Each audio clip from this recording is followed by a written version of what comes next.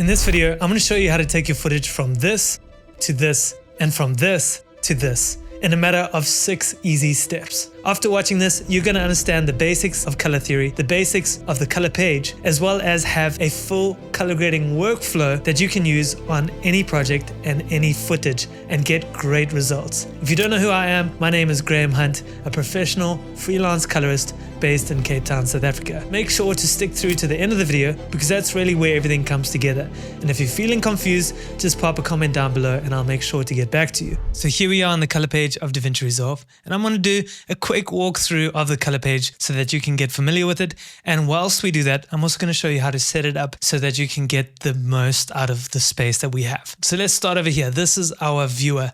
This is where we see our picture, where we can scrub through, where we can play back. And then obviously if you right click, there's a whole bunch of different things we can do as well, which we'll talk through a little bit later. Any adjustments that we make within our nodes is going to appear here in our picture. To the right of the viewer is our node editor, and this is where a lot of people get confused with nodes and whatnot.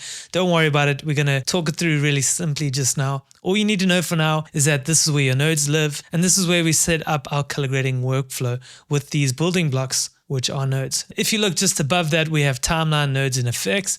If you turn off timeline, you'll see that the blue lines here disappear. This is essentially just a preview of our timeline, but we can turn that off because it takes a bit of space here in our color page. To the left-hand side of the viewer, we have our gallery, and this is where you can house some stills. So if you right-click on your viewer, you can say grab still. You can play that still by coming up here and clicking on this, which is image wipe, and now you'll see that as you drag, the still that we took is coming over our image, which is really helpful. If you click on your albums here, this is a great way to store a whole bunch of references or create PowerGrades like these that you can just drag and drop. So if I come in here and drag and drop, you'll see that a grade comes up on this clip, which is really awesome.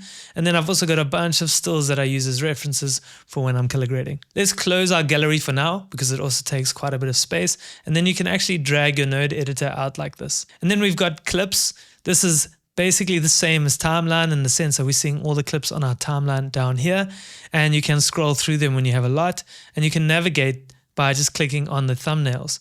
But we're also going to close that for now. So now let's talk about our color grading tools. In the bottom left-hand corner down here, we have our primaries color wheels. And these are essentially the fundamentals of our color grading tools. We have our lift, gamma, gain, and our offset. Lift is for our shadows, gamma is for our midtones, and gain is our highlights, and offset affects all of them all at the same time. Each of these tools has a similar kind of setup. You've got a reset button, a color wheel, and then you have a couple sliders down here which are going to affect the individual channels. So this white one being the luminance, the red being just the red channel, green channel, blue channel of our shadows specifically, or midtones, highlights, or as a whole. Then we have a little wheel at the bottom, and this is only adjusting our exposure. So to use our color wheel, you're essentially going to grab that little white dot in the center, and then as you move it, you're going to be introducing whatever hue you are taking it towards. So if I take it towards green, we are introducing green completely into the shadows and giving this horrible green wash. And it works very similarly here in our color sliders. So as I pull up the red channel, we are completely introducing red to the shadows. And it works exactly the same for all of them. On the right hand side of our color wheels, we have our custom curves. And this is where we're going to be adding our contrast for this color grading workflow. This is an incredible tool, and it's really safe to use when you use it with the methods that I'm going to teach you just now. But if you don't know what your curves are, it's essentially just this line from the bottom left hand corner to the top right hand corner of the square. You have 2 control points by default, the bottom left hand corner one being for your absolute blacks and the top right hand corner one being for your absolute whites. And so as you adjust anything closer to either or, you're either affecting your shadows, midtones, or highlights. The last thing we need to do is set up our scopes. So click over here to get your scopes, and then click on the name parade, change that to waveform, and now we've got everything we need to start color grading. A scope, in case you didn't know, is a measurement device. All of this squiggly lines is essentially the information within our clip. So as I play that back, you'll see how that information changes as I scrub through. And if I pull up the exposure in our shot, you'll see all of that information just move straight up. So within this graph, within the scope, 0 is absolute black and 1023 is absolute white.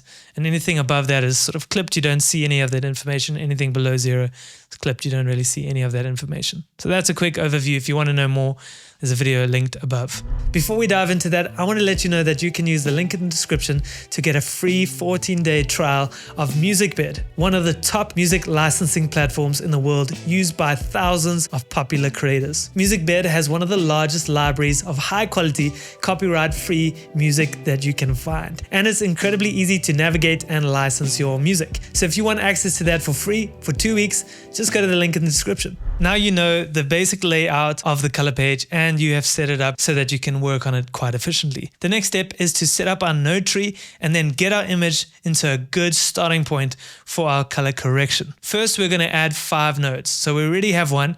Now we need to add 5. And so the way to do that is to right click on the node and say add node, add serial. And you can also do this just by clicking Alt S. So do that until you have 6 nodes. And now let's label them so that we know exactly what we're going to do on each of these nodes. So to label them, you can right click on the node and then select node label. So this first one is going to be our white balance. The next node is going to be exposure, contrast, hue rotation, split tone. And the last node is going to be our color space transform. So just as I promised, only 6 steps to this color workflow.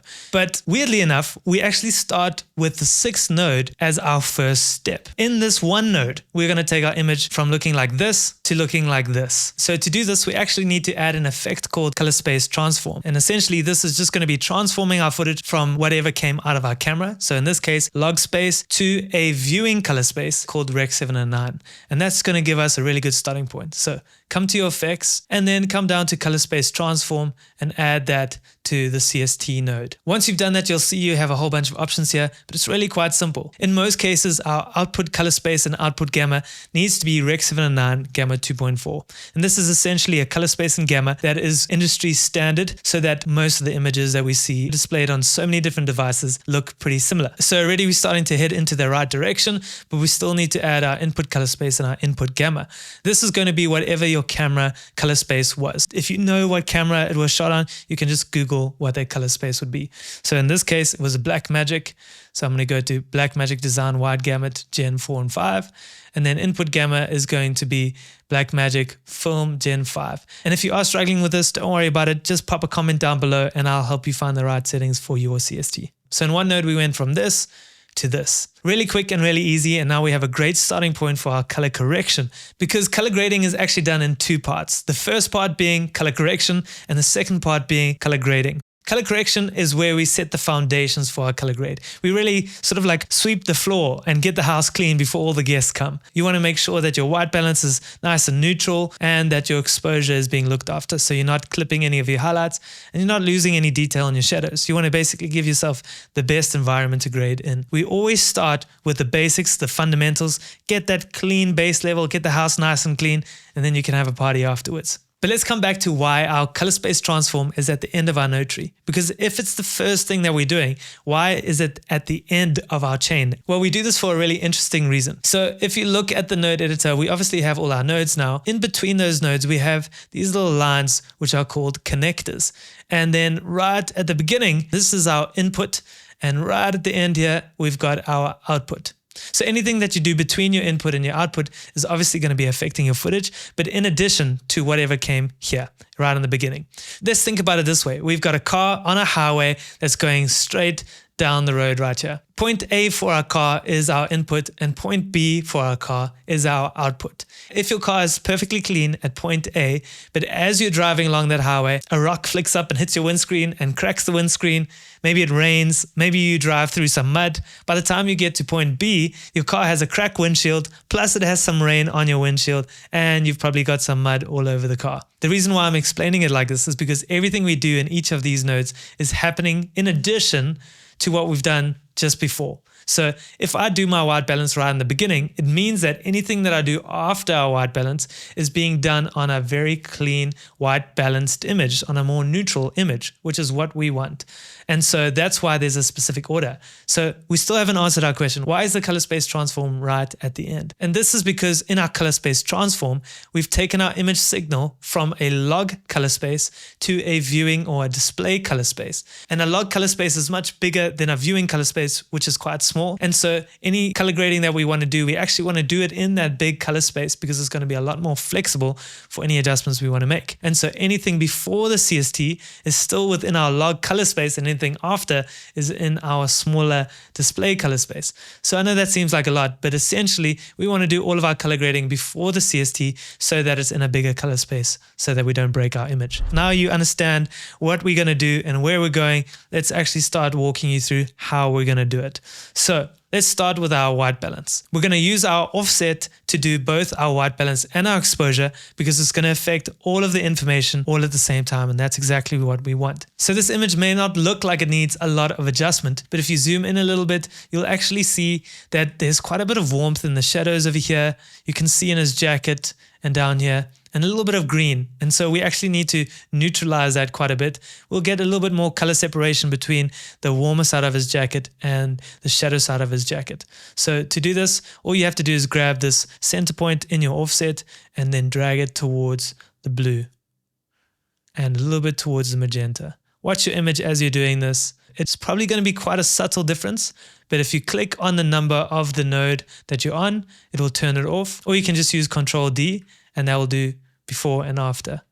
Before and after. You can see that we've neutralized it quite a bit. There was a green wash down here, and now after it feels a lot more neutral and a lot better. This may seem like a really small change, but in actual fact, it really helps quite a lot. Moving on to our exposure, we're just going to lift our exposure by pulling up in the offset exposure wheel. And obviously in my case, we have to lift it, but in your case, you may have to bring it down. How do we know when enough is enough? Well, we actually just need to look at our waveform. Essentially, our waveform is the information here in our image. And if it's too close to the 0 mark or too close to the 1023, we're actually going to be clipping our information. And so all we want to do in this adjustment is either bring our exposure up or down, depending on our image, to try and preserve some of that detail. So if our image was like this, we'd be losing quite a bit of detail here in his jacket, but thankfully this was exposed quite well, and all I'm going to do is just a slight adjustment up, and that just stretches our information out quite nicely. But we've actually got a couple images on this project that is shot in a very similar scene. So I'm going to show you how to do some shot matching, which is incredibly important for getting consistency across the project, which makes it look a lot more professional. So let's open up our clips and let's go find another clip that's in a similar environment. What you can do is just right click on the clip that you're just working on and say apply grade. And now it's just copied across that same grade. Let's close our clips again. So back in this clip, let's take a still over here. We're going to say grab still, open up our clips, go back to the shot we were working on and find a good frame where you can see his face. And now you want to click on this icon, and this is going to open up that still that we had earlier. Now we can shot match and try and get his face and his jacket to look quite similar. So we're going to go a little bit more blue here, and maybe towards the magenta. And the lighting is not exactly the same, so it's not going to be perfect. And if after doing that it doesn't look exactly the same, but it feels quite right to your eye, that's also perfectly fine, because where we're really going to be pulling this image together is in our hue, rotation, and split tone. But try and use it as a good base and then move on. So that was some easy color correction on shots that don't need a lot of work. What about a shot like this, where our white balance is completely off?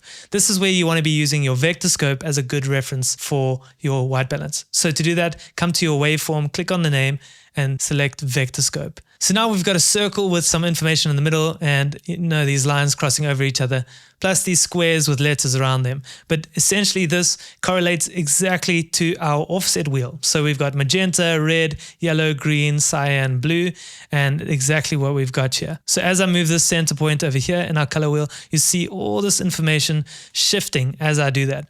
And what you want to do is keep an eye on your viewer as well as on your vector scope, and try and get all of that information to sort of center around the middle point of those two lines that are crossing over each other. That is neutral. So if you can get your information to not sit too far to the left, to the right, or wherever, and sort of get it to originate from the center or hover over the center there, you should be getting a pretty good result. What you want to be paying attention to here as well is skin tones and highlights. Something that should feel white, and skin tones should feel normal and clean. So just in that one adjustment, we've gone from this to this.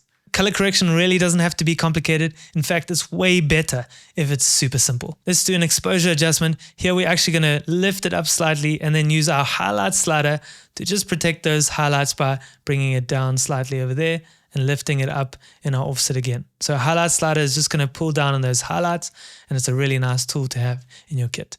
Let's go on and add some contrast. So now we've moved on from our color correction to our color grading. To add contrast, we're actually going to use our custom curves, and we're going to make a shape which is going to allow us to get really good contrast result. But we want to do this in a way that is going to be quite subtle and not pull our image apart. And we're going to use something called splines to help us do that. So to enable splines, you want to come all the way to these 3 circles and select editable splines. Now when you click on your absolute blacks, you have another control point, and this is going to work like a handle. So as you pull that down, it's going to introduce a soft curve to the shadows and a little bit to the highlights. And when you shorten that, it affects less of the curve. And when you make it longer, it obviously affects more. So we're going to find a good balance here. So bring it somewhere down and elongate it slightly, and then go to your absolute whites and do the same. You want to pull it up, maybe pull down the absolute whites slightly. And again, you don't want to be too aggressive here, but you want to look at your viewer, look at your waveform, and then find a good middle ground where you're happy with the exposure, you aren't clipping anything, and you haven't gone too aggressive in your curve. So something like this looks pretty good before and after.